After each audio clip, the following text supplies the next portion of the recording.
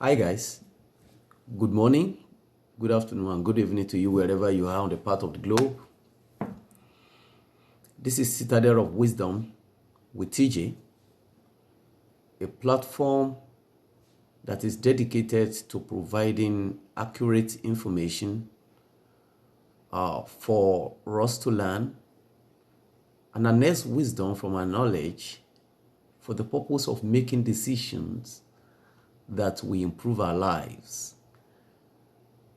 Are you new to this channel? And may I ask you, if you are a returning viewer, I want to ask you if you have subscribed to the channel. If your answer is no, please go ahead. Subscription is free. Click on the subscription button. Don't forget to share the video across all your social media platforms. Turn on the notification button, that is the bell icon, so that each time we upload new video, you will get notified.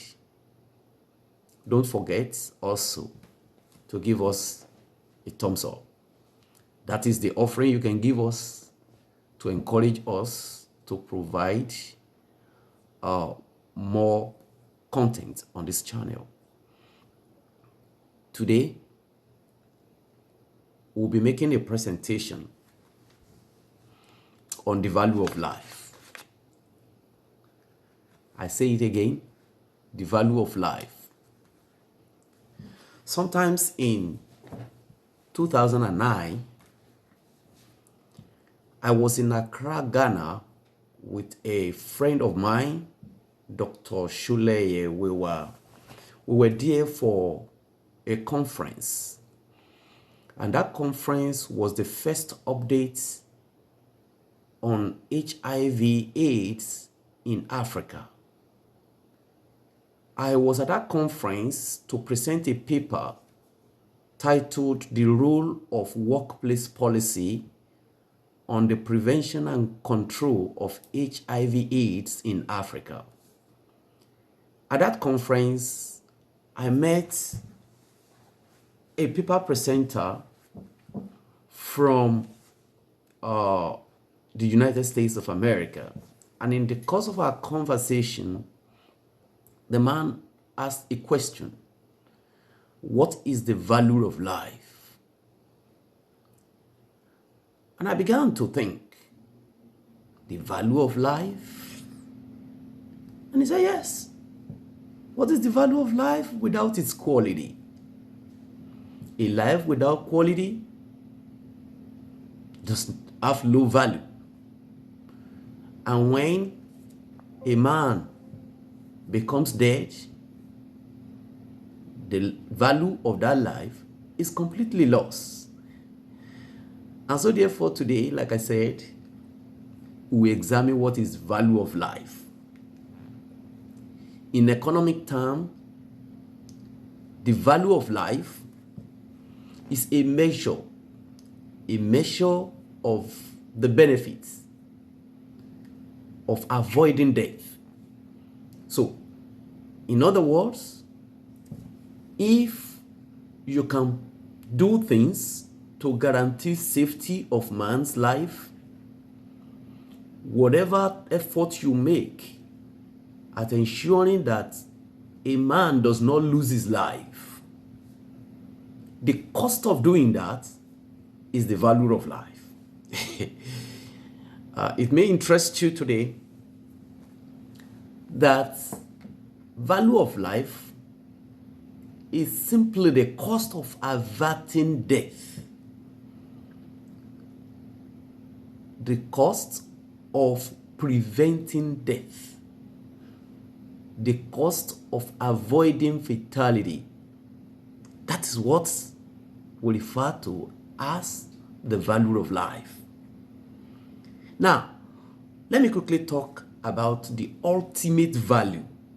When we say the ultimate value of life, that simply means the life of an organism, and that is the standard of its value. So, what am I saying? When an organism loses its life, it loses its ultimate value. So, the standard which further the quality of life of man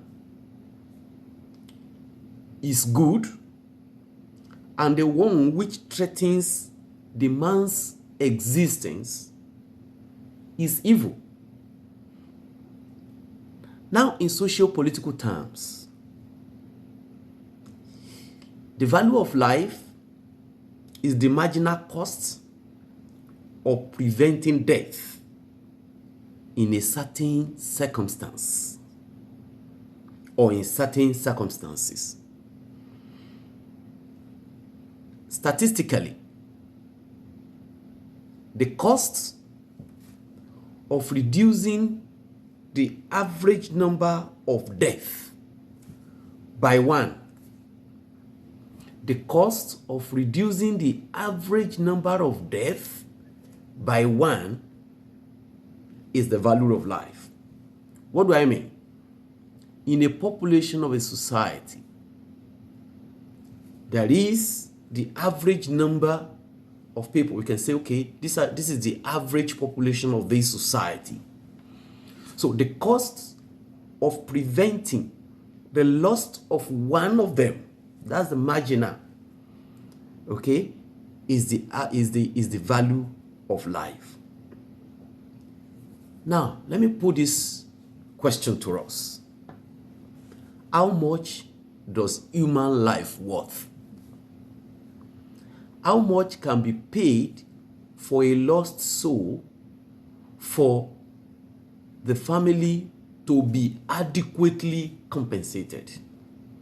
How much is enough to pay for your life, if I may put it that way?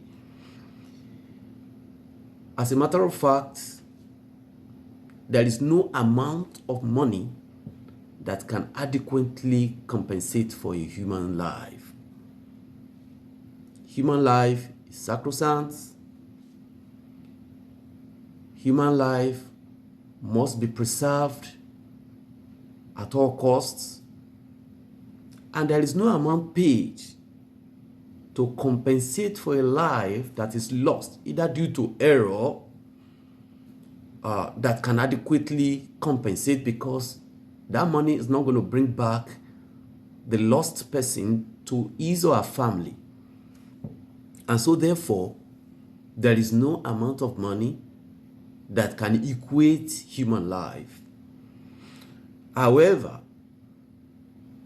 for the purpose of compensation and insurance, values are given to life. Life can also be quantified in monetary terms for the purpose of giving reasonable compensation and doing what is reasonably practicable to ensure that a man's life is not handled in a careless way. Everything is done to ensure that that life is preserved. Let's quickly take a look at how this value of life is estimated in monetary terms. But don't forget, I've told us life is immeasurably valuable. It's not something you can measure in terms of money or any form of material things, because it's not going to adequately compensate for life. Now, I want to put it to us again, that's how low your price is. It's up to you. You will determine your value. In ordinary terms, yes, there are trade-offs. Trade-offs are common. For example, during the pandemic, there was a conversation as to the economic effects of shutting down businesses as a result of the coronavirus pandemic. So people were looking at the trade-offs, and some economists some experts arrived at a conclusion that there is actually no need to weigh a balance between saving lives and saving the economy.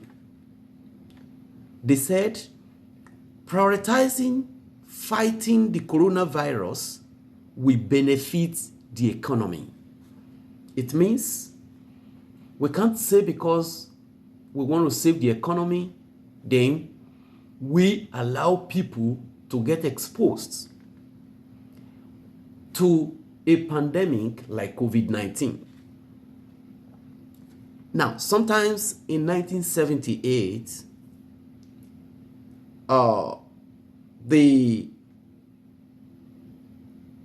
there was a professor called Warren Prune.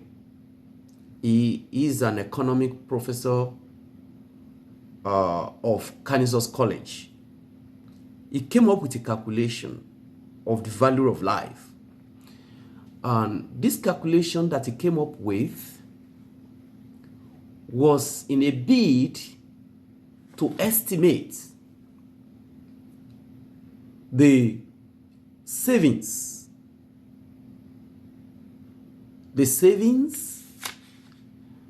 that will result from a proposed furniture fabrics. New furniture fabric standard was rolled out. That is, the fabrics you used on the furniture, they were trying to look at this from safety point of view. They are trying to look at the flammability. That if you make your fabrics with highly flammable materials, you stand a higher risk of fire in your home or office. And without fire, you could get escalation that can result in death of human being. And as a result of that, he was trying to establish that this proposed fabric flammability standard that is to be rolled out, what is going to be the value of life that will be saved by this standard when it is rolled out? And Professor Warren Prune came up with a value of $1 million. He calculated and presented and put it at $1 million. And this was adopted by the US Congress for the purpose of regulations. Now, the regulatory body in charge of the safety of consumer goods is called the Consumer Products Safety Commission. This commission adopted the calculation of Professor Warren and put its own value of life at $8.7 million. Remember, that is a value of the life that will be saved by rolling out a product that is safe to the society. Products that have safety features that will protect the people and and prevent them from dying needlessly because they use the products. There are other departments in the US that have different figures. Like I said, the Consumer Product Safety Commission adopted $8.7 million. Environmental Protection Agency, EPA, adopted $7.4 million. The Department of Transport adopted $9.6 million as its own value of life. Now, as different departments adopted different values, so are different countries adopting different values for life. As a result of this, the World Health Organization came up with a formula to guide government of nations in making decisions as to what payments for treatment, what payment for saving life of a sick person is considered highly cost-effective. The World Health Organization came up with a formula that is related to individual nations' annual gross domestic product, GDP, per person. Because different nations, different strengths of economy, we cannot compare the value of life in the United States with that of Rwanda or Nigeria, because these are different economies, and these economies are stronger than one another. So therefore, the World Health Organization gave a formula that the value of life will be the annual gross domestic products, the annual GDP per person of a nation times 3. So if you have a nation having a gross domestic product per person, that is the GDP per person, as $65,000, just as in the case of the United States, the cost of treatment that is less than $65,000 times 3, which is $195,000 per year. Any cost of treatment that is less than that is considered to be highly cost effective and is considered to be a very good one. Let's take an example of Nigeria. In Nigeria, 2021 second quarter, the aggregate GDP of Nigeria was put at 39.2 trillion naira. We say the population of Nigeria, some say it is 200 million, some say it's 230 million, some say it is 250 million. But let's put the population of Nigeria at 200 million people. So for us to work out the per capita GDP, we will be having 39.2 trillion naira, which is the aggregate GDP in the second quarter of 2021, divided by the population of Nigeria, 200 million people. And that will give us 196,000 naira per person. So therefore, for us to say the treatment to save life is cost effective, and to refer to that as the value of life, we'll be looking at 196,000 naira times 3. So the costs of saving a life, of preventing the death of a citizen or an inhabitant, let me put it that way, because I've always said in my previous video that Nigeria does not have citizens but have inhabitants. I made this judgment because of the way the people of Nigeria have been treated by the political elites. They don't treat them, the political class does not treat the people as citizens, They are merely treated as inhabitants.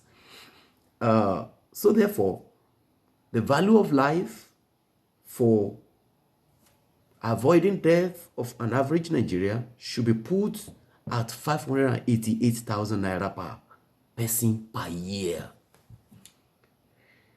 Now, if this is in line with the World Health Organization standard,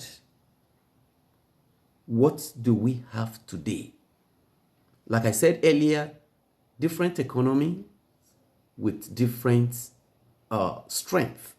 And so therefore, we can't rate it in line with other nations' economy. We have to rate it in line with our own economy.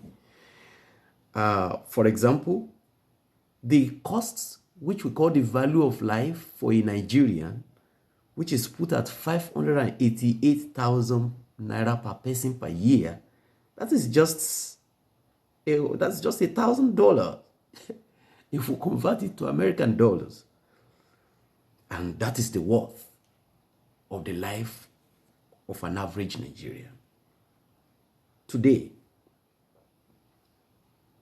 why do we have government of nations having healthcare systems that works for the people? Is to ensure that people get affordable healthcare that will enable them to avoid avoidable death. Okay? Now, life is not considered as a cheap commodity. It's not cheap. Life is not cheap in any way. But as a Nigerian or as a Nigerian leader, have you ever thought of the value of life of the people? What are you doing to ensure that lives are protected? You can see today news of death in Nigeria no longer touches people's lives. It no longer touches their hearts. It has become normal. As abnormal as it is, it has become normal. Other nations of the world do everything that is possible, that is humanly possible, to save life. Every life is sacred. My dear viewers, as a friend, I put it back to you. What is the value of your life? And who cares about your life? Do you care about your own life? What are you doing to enhance the quality of your life? Does your government care about your life? My answer to that is no. You and I know the answer. No. Do you have a healthcare system to ensure that you don't die cheaply? No. Do you have road networks on which you can travel from one point to the other safely? No. Most of our federal roads, most of the state roads, despite the humongous amount of money being borrowed on those projects, they are death traps. Do you have infrastructure, social infrastructure, to even guarantee quality of psyche for you to think rationally? No. And that is why today, the psyche of an average Nigerian has been truncated. Abnormalities are now being seen as normal by Nigerians. If a policeman kills someone over 20 naira, you will hear in Nigeria say, will it not have been better for him to give the bribe of 20 naira than for him or her to be killed? Something is wrong. So, what are we doing? Or what are you going to do as an individual to enhance your quality of life? How can we begin to demand for a nation that will care about our citizens? How can we begin to demand for a nation that would rather defend and protect our citizens rather than turning guns against harmless civilians who are merely expressing themselves in protest against government policy? The power is in your hands. Remember, every time you gather to protest, they deploy the military, they deploy the police, just like the NSAS, and they kill people. But now, they are warming up for 2023 election. 2023 election to be conducted under the 1999 Constitution, a constitution that was made by looters for looters, constitution that was made by criminals for criminals, constitution that is not people-focused, constitution that takes the sovereignty from the people and give it to a minority class of people in politics. Constitution that allows them to take all the resources without putting anything back. The constitution that allows them to do whatever they like.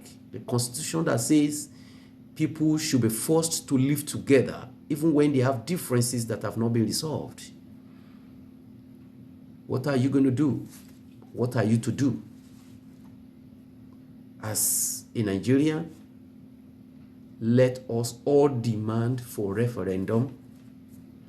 Referendum for the purpose of negotiating, agreeing on the terms and conditions of our unity.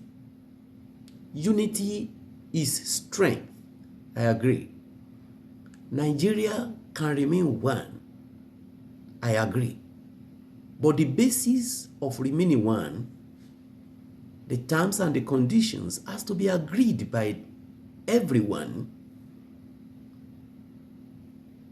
Responsibilities and benefits has to be discussed and agreed upon. Until then, we cannot have a nation and we cannot have citizens. And if you are not citizens, remember, you will be treated anyhow.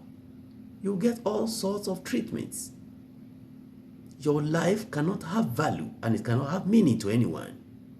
We will continue to see dead bodies in our forests and on our streets. These are abnormal. We cannot continue to do the same thing and expect a different result. Refuse to vote under this fraudulent constitution.